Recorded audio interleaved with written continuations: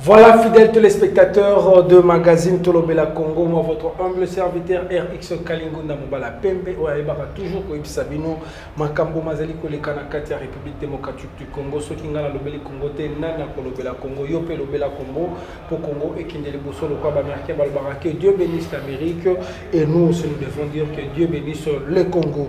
Le Congo c'est notre pays, le Congo c'est notre patrie, le Congo c'est notre patrimoine que nous devons parler.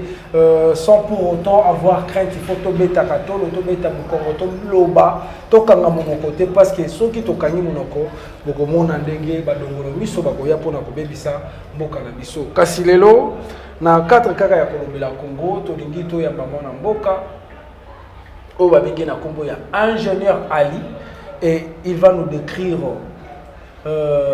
qui est ingénieur naé parce que lelo tokoma au monde a muto ya kanisi courant tanga na epete azwa pe diplôme te bakomo benga ingénieur au monde a muto mo azwa bavanda kana moi time 2 3 4 jours aller abambi kaka moi les papa moko boyo akoma un grand coordonnier, donc c'est par rapport à cela, mais avec lui on doit essayer un peu quand même de dire un mot et de parler bon bah pour comprendre tout mettre un peu moi ma solo mboka et na développe pas na orientation on y a pour les gars service ndeko boni.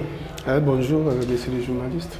Ok, merci Ndeko Ali Oboyiko la caméra pour s'adresser na public Kolanda aussi koyo ba chers internautes donc papa Alieyo mais quand on peut se présenter comme on a ni otangeli wapi et pourquoi bazo benga ingénieur. Ouais, comme on a Ali Kabasele et tous abana Congo biso nyonso nde tolobaka tobotami na ville à Kinshasa. Nous avons eu la chance en France. Nous avons domaine électrique, na usage domestique, tertiaire et industriel. Nous avons eu en France. Et nous avons eu Mboka. En plus, nous avons eu auteur écrivain. Il y a un ouvrage électrique. Au fil de l'émission, nous avons dévoilé selon la question à journaliste. Ok, voilà. Aux Ondikaka, parce que Mboka Lobaki. La diaspora bozonga to ozongi parce que au monde est comme prêt. Ouais bon, et coïncidé tellement ça projet nous avons préparé il y a 3 ans. Na appel Mokonzambo qui a benga gipé donc il coïncidé na surtout aux allons en Mboka et on habite technique tous utilisé en France où il y a électricité que ils ont évité que mutalenga na courant mutakarama na courant n'habité na commis livre pour nous en reconnaissant en France pour autres comme en France na commis livre. Donc, il faut y aller dans Mboka pour te servir un peu dans Mboka. Ok, d'accord, Ali, tant qu'on se servir dans nos France, parce que la charité bien ordonnée commence par soi-même. Est-ce que la France est le deuxième pays parce que aux Congolais, je ne sais pas parce que nous aux Alagatos sur le laboué, comme une identité douteuse. Donc déjà Ali comment Pierre ce qui calvaire parce que plus vous avez toujours cette habitude là. Les lorsqu'ils qui Kondambo Kalobé peut ça confiance. Que alobana que non qui nous travaille na ba ingénieur ya IBTP qui nous travaille na ba ingénieur ya ISTA qui nous travaille na bato ya lolenge o nous bazana domaine o yo zanango.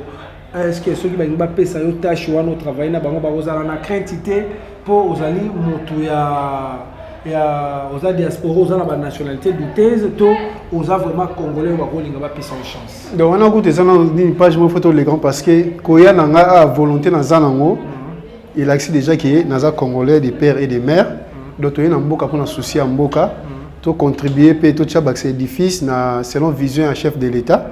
Il y a un tobito ya pour jeunesse na biso pe ezombe ba mingi ozomo ya on vraiment souci na cible na biso pe za jeunesse cible na biso zali bato ba sala ba licence pe o bazo misala te bako sa reconversion donc en fait ba formation eza à 3 ans biso to réduire en haut ne to tanga na poto ko permettre mutu même à sali o la ça 3 ans institut supérieur pas même ça pour ça 7 ou bien 8 mois azu ba compétence on ta sali 3 ans dans institut supérieur. Est-ce que aux assure pendant que na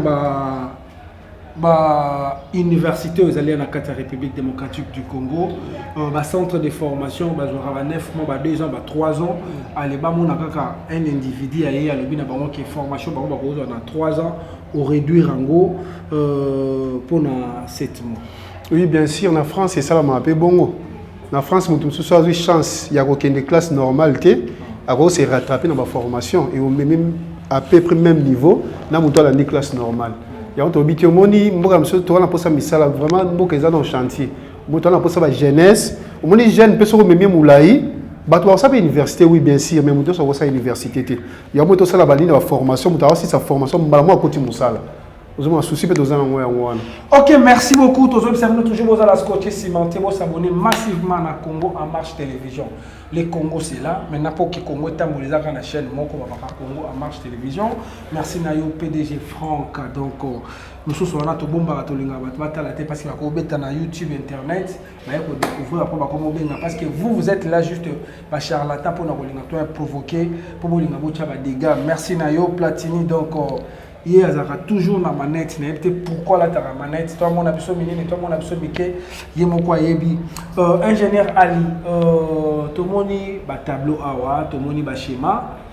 Tu vas essayer un peu de nous expliquer par rapport à schéma parce que il y a Rota là, tout le monde a commis parafoudre, circuit bloc de secours, à l'écoute on a commis télé-rupteur, poussoir. Essaye un peu d'expliquer pourquoi, parce qu'il y a Rota là, on a vu déjà que ils ont prise, ils ont interpréteur.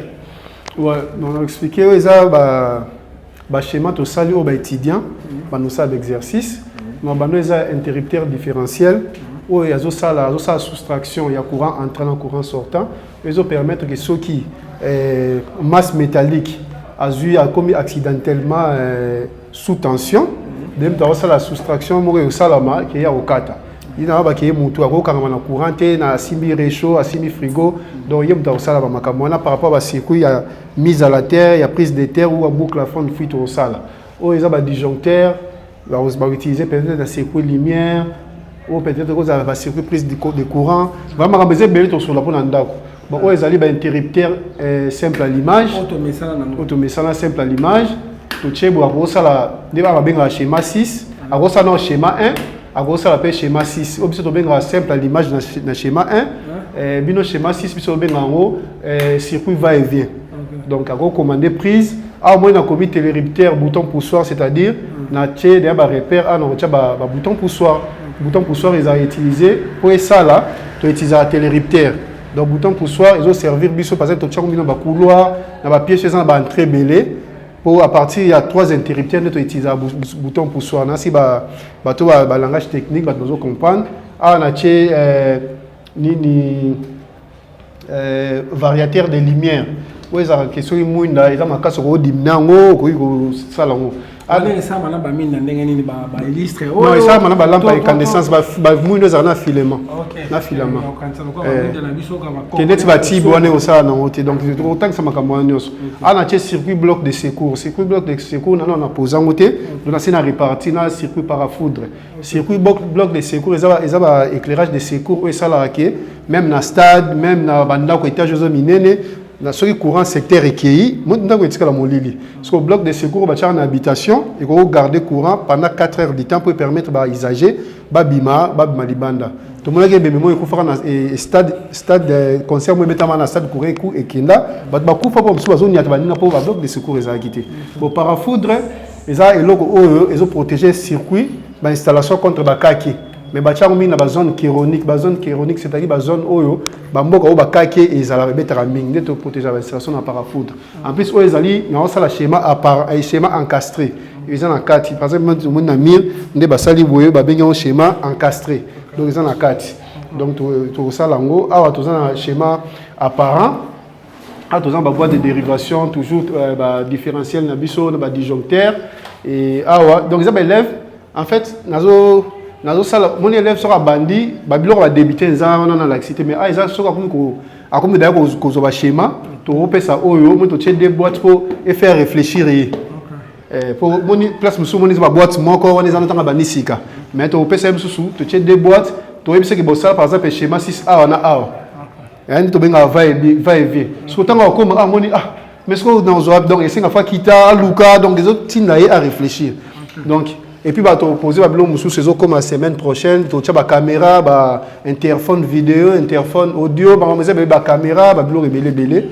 Donc c'est ça quoi. Est-ce que objectif nini oyo zana ngopenda na kati ya mboka awa? Est-ce que problème ezaka kuna olakisa batu ko ngama na couranté, kolenga na couranté, to oye vraiment na intention que gouvernement congolais batala en l'occurrence oye signaler ministère de l'énergie parce que bango bazana immobilité pour na ko travailler en collaboration pour que les gens soient sortir.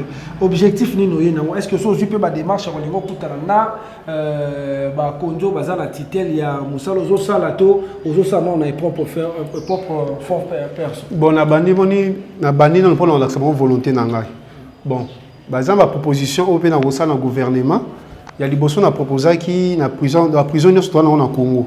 La prison nyos to na Congo to ba pesa espace to na former prisonnier koti kuluna koti muyibi tout ça abimana notion électricité. Ce qui a besoin de notion électricité, tout ce qu'on appelle dans l'État pour accompagner. À côté ces frais d'installation, frais de fonctionnement, ce qui est nini, bah PC mongo, on a quoi son mot outillage nyamouké, et puis l'État pour accompagner. Pour nani l'État il va chanter nous sur la ville à Kinshasa par exemple.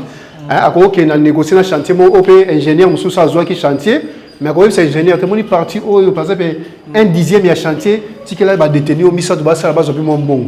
L'État comprend jusqu'à là. On dit que ça sous bon, deuxième proposition, tout ça dans l'État, tout ça va centre de formation ambulant. C'est-à-dire centre de formation qui va dans l'Emba, l'État louer place à recruter des jeunes selon capacité ou il qui est récupérer. Qu'est-ce que vous allez gagner, papa? Qu'est-ce que vous allez gagner? Parce que si vous avez une base, déjà, tu as la commune à Kassavou, précisément, on parle là. Tu as besoin déjà de moïnzamouné les alliés. Yo mon poko qui te yo quand nous solo na ba commandant to député commune ya Kala ya Kassavou. C'est là ngama batu après ko yo pesa ba formation. Maintenant, qu'est-ce que toi tu vas gagner en retour? Parce que le matériel ça coûte déjà de l'argent. Maintenant, rentabilité nos années. Bon, on a lobby auto salle nous ba formation ça payant. Les formations ils payant. Par exemple, le gouvernement ko ça la paye bon ta ba ke bon. On a recruter lo ba no ti no nga na futa. Parce que biso to na technologie, to ils a souci to salle to bon primo ya C ou permettre mutunyo soit tanga. Mais sur l'état il peut travailler en collaboration. Il y a toujours beaucoup de gens qui ont kabiso, mais souci zali to jeunesse to to récupérer bon parce que dans statistique selon 30 ans, 40 ans, vraiment to la jeunesse mo peut-être pourri. Il y a moni quand on a monté ba diaspora be ba tout ça ba ko ça œuvrer sur le domaine musus. Dans le domaine on a yebi, on a ko banana moni ba tu ba ya ka bandita comme ko senga sengati. Ngana o senga na mongo te na bandina na bandi na partenaire na papa Juma pe Mojo, papa Aimé, de to zo bunda ya on ma maison vendre déjà. OK, na ngana tunoka mutuna qui est derrière toi na moni ko tangi partenaire non papa Juma, pe Mojo donc je le salue à passant, maman Christine Monda, Abi, Bilali, Marilyn,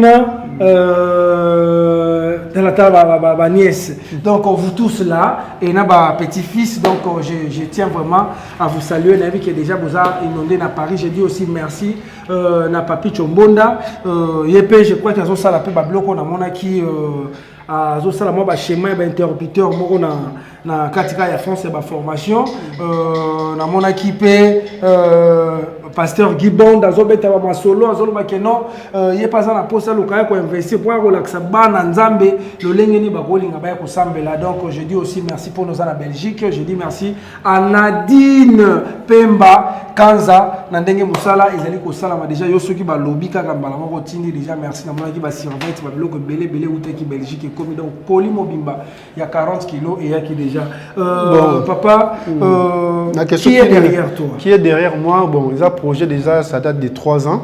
On a banda qui sont à travailler dans son babylon ndambu na tinda na Kinshasa. Donc il y a personne qui est derrière toi. Si là explication donc on a la volonté souci à Boka, nous dans notre travail, nous on comme appelle livre nanga pour comme ouvrage électrique. Na si ouvrage on a les secrets de l'installation électrique. Bana poto so na Kinshasa beaucoup na Amazon bon monango beaucoup na Kiltira na Fnac na ba site mususu donc ben na Google so ki na Google betika ali kabasele au monde ba livre za ba ouvrage ezana ngo somba. Donc en fait dans leur travailler na somba matériel ndam na tini Kinshasa na zo comme ba livre tout ça bon tant na monique donc on livre aux oteka ya mbongo zo zo no kaka donc tena ça travailler là donc bana poto lebo kanga makaka bolo bakaki to zo beta kayu vous avez investir déjà moninga laxi connaissance azui a beaucoup tika savoir en kuna parce que bon laxa ba ngoni parce que bon bazala ngo déjà yo zu savoir kuna au moni histoire oyo ndeko ali azobeta ezatango guerre ya 40 45 et ça makana kati ya Chine na Japon au moni Mao Tse-tung tango azwaki pouvoir azwaki ba chinois atindi ça ba ki no sala médecine ça ba ki no sala électricité ça kaboli bango donc ba ki ozonga yango mbongo komaki développer mais awa le gouvernement atindaki yote okendaki na ndenge na yo okokai pe na poto kuno ko sala musique okokai ko sala ba makamusu sali pa ba ambiance après s'il après longi obiki ozolieze yo mais azui quand même initiative ya osala quelque chose à Libanda aye koya nango donc nous devons le soutenir papa lancer un mot na gouvernement peut lancer un mot par un partenaire oyo bazana bambongo surtout bazali Libanda basala ke lokote bakoye ko zonde ngeni no pesi pe na numéro de téléphone donc en plus tangana bakelo mo avant na et puis en France bazwa yinga déjà ta bamoni na sai livre ouvrage na commune na biso bazwa na no former pe bana mais confinement de cela qui m'a ramené les abonnés habité le pe sali bona profiter na ke banana na mboka nanga mais en France na répertoire déjà na commune na mairie na biso na zali parmi bato bano former pe bana kuna vraiment nazo lancer appel na Congo mobimba nanu muto abi kaza na mbongo homme d'affaires alingi a investir olingi investir ali kabase lazare na province oyo zali so olingi to sala centre de formation munene pour contacter nga to sa partenariat attends na Congo Brazza partout Gabon pour normalement tant na c'est livre objectif c'est zalaki na le na France 24 la TV5 na benga bampo to solaki l'idée c'est que na lancer peine ba pays francophone africaine mais fallait le faire le quoi docteur Jérôme attends wa sali kisne ya artisanat pour na makambo malaria ya coronavirus Aleka qui a pour découvrir. Donc vous êtes des gens qu'on ne peut pas vous cacher. Il faut que toujours vous allez exposer. Zara le rôle à Niama poli. Tant qu'on va les cadeaux, mais là on est poli. Il faut ça la marque. Donc l'idée en fait Zara qui dans l'équipe de France 24 pays francophones africains. Ceux qui basent en poste n'anga bako recruter ba jeune ba benga na formé pendant certains mois après si na pays mususu mais la bani na en plus dans nos ça ba conférence ba ouvrage na électrique na ba école technique ba institut supérieur pour nous promouvoir pays livre nanga technique on a en France en fait nazo propager technologie en France dans les pays francophones. Ok, évolution Ezali, les leçons montaza aposo okuta nayo. Est-ce que vous avez déjà un bureau? Est-ce que vous avez déjà la place au bakoli na base wabino facile et formation ko banda quand? Est-ce que si vous bandez déjà la promotion moko, to vous avez un nombre combien vous avez la poste pour banda nango formation? Bon, tous malgré ma mission dans les canaux de télé, tout nous a déjà inscrit, mais formation ils ont peut-être dans 2 mois et demi ou 3 mois. Dans la minute aussi ça va atelier. Et puis tu as le spot publicitaire les canaux télé, tu vas s'inscrire. Et après tu as banda, tu as affilié, tu as de 8h à 12h, de 13h à 17h. Bah au bas tu as n'importe quoi tu as sous filière mususu de 18h à 21h. Donc tu as formé bah tout le monde. Mutoto zaki licencié dans le domaine morbo zui musalate ou ya sa reconversion. Nazolo dans 7 mois ou 8 mois ba technicien ba bima awa oye ba ko manipuler ordinateur ko sala ba schéma ba plan makamunio so planning et puis aussi formation pa na biso malamu ezali ko monter société na yo. Ko monter société na yo. Ya to ko mi patron yo mo parce que on ba ki on a nyonso ya monter boîte na yo. Donc on va to benga ba to ba s'inscrire massivement. Bon on a été pour un contact sur on peut ça. Oui, on peut se contact dans WhatsApp on aller dans plus 32 après on peut se ouais. Bon contact dans WhatsApp ezali plus 33 7 58 51 59 18 plus 33 7 58 51 59 18 numéro dans celle ya Congo ezali plus 243 89 87 61 620 plus 243 89 87 61 620 bato soki baza na difficulté parce que kanga bana mona ki na kobenga te mais fona sana ya kremona ki mona meso donc adresse ni bakoni ouais so balimba kuta biso tozana opala numéro 8C na direction so côté na direction force na opala numéro 8C ou bien ko benga so ka difficulté ko ya to ko expliquer tozana opala na commune ya Kasavubu. Est-ce que vous avez déjà tout le document où vous permettre non déjà bon banda ko exercer ces métiers? Si ne to sala déjà boya on a bi dans 2 mois sous coulisses to qui ndepé mama mikanda. Donc au banda te sans que to si sama mikanda. Est-ce que vous avez déjà moi ba koka jam peut-être vous okutana batmo bazo ba il faut ko tsanga pe na kati ya kopa parce que ba moni pena que système ko lenga na courante ko kanga na courante un individu congolais o azala ki libanda mboka ye nango me yakokuta ba professeur ya ISTA ya ba IBTP ya ba institut menene bazana kati ali bakoti bango na kopo wana tali batikelo mamo ozokuta na bon ngana lo ba concurrence ezaka so eza loyer les amalam ozomona donc muninga tie yipo tie on de faire avancer dans mboka et puis ko faire avancer technologie ozomona ngana na connaissance o na Congo eza na mité toye ko sala na bombe mpona ngamo te na ina ba livre toye na connaissance donc c'est ça quoi donc, et puis avantage ils pas na biso ceux qui ont une inscription monter inscription to pesa so mutabeng na koloba na télé te azana droit à livre et puis azana ba outillage na biso ozomona ça ba outillage na biso azana livre plutôt tanga ba livre belé compris ba livre nanga vraiment bazo connaissance mon azo assurer bango qui sera bimia wa azana senga ko zo métier ko exercer na vie na imobile. Ok, donc nous chutons déjà vers la fin de notre émission. Je ne sais pas si vous avez encore un mot par rapport à Mituno Totuni, Mituno Totuni de Oyo, Okoko Baxelo, pour chers internautes, partout dans le monde. Voilà les cas, on appelle ça Madame Nambote, Madame Jamina Basende, en direct de qui Auto Kita. Dans un côté, on peut se voir beauté belé. On peut se voir beauté. Naïbi qui est déjà tantôt aussi ça. Oui que Madame Maïmsenga, il y a comme bango, il y a comme bango. Il y a comme bango, so gros, merci déjà merci. Vraiment particularité où ils allaient la formation dans le bien congolais, surtout bah homme d'affaires. Alinga investi dans un projet belé on a encore dévoilé à ti. Mais mutu azat mali a investi à Robenganga dans tel c'est ba ligne mususu OK. Comment faire bénéficier ngaïnaï de l'eau et puis on a lancé un message et puis on a commis là qui fondation la première dame maman Denise Nakiro Tshisekedi a présenté un projet ba répondre ngaï qui est au travers de Batakishasa mais ngamo so naza akine mais bon on commet là ba pe que naza akine au moni par exemple ba Jirame nazo luka ngamo ko adresse mon place ezali na qui moi personnellement pour proposer ba idée muso pour naza pour la jeunesse congolaise. OK, voilà bato bazana staff ya maman Mokondi, maman zana posa pour investir. Donc investisseur ba ya bon. Donc juste pour progresser, il faut avoir la tête. Si tu n'as pas la tête, c'est inutile. Comme ba mindele balobaka ndenge moninga sali ngana lobaki ngana kosala plus que les cahiers. Là ce sont des blancs. Mais les asiatiques, ils disent ndenge osali boye ngape fona imiter donc on a ça la plagia. Mais tandis que nous des Africains en particularité des Congolais tant yozo sala nazo kandeni na bomayo pour ngape na zona ngate donc le kwane beba. Alors on n'aimerait pas être vraiment dans ces endroits là, donnez-nous quand même cette chance là de merger, de travailler, de s'en sortir. J'ai dit merci na Yomoko numéro 1 papa Franck. Donc tu aimes pas qu'on puisse citer ben, parce qu'on regarde l'homme en le son par l'odeur, par la couleur et par se dire merci na yo, merci na Platini on a Sima. Il y a caméra, merci na Aimé Djouma. Donc là on doit toujours commencer à te saluer Christine Bonda, vous êtes beaucoup et belé on a PCP Mbote na compte sous il y a poste qui a ngaki otanga les sous na PCP Mbote. Donc bateau nous surtout va scotcher cimenté. J'ai dit mariage à mon nene toujours zelango le 6 novembre. Mariage à mon nene toujours zelango le 6 novembre et ça ma bon en Belgique. Il y a moi en Abisso Ornélie. Donc désormais elle va changer le nom donc la Belgique avec la participation il y a Maman Oya Botier donc Nadine Pemba Kanza. Donc la femme quand tu appelles sans arrière-pensée tu dis qui est déjà ma sur la Cordeza. Je dis Mbotama est là mon nonon Bonda en direct de l'Angola Pato Ngunda place aux Ali docteur Guigui Bonda bateau Nyon surtout Azul Bakwa Kolanda peut-être nous s'abonner massivement na Congo en marche télévision tala na la tambo on a convoqué des big up.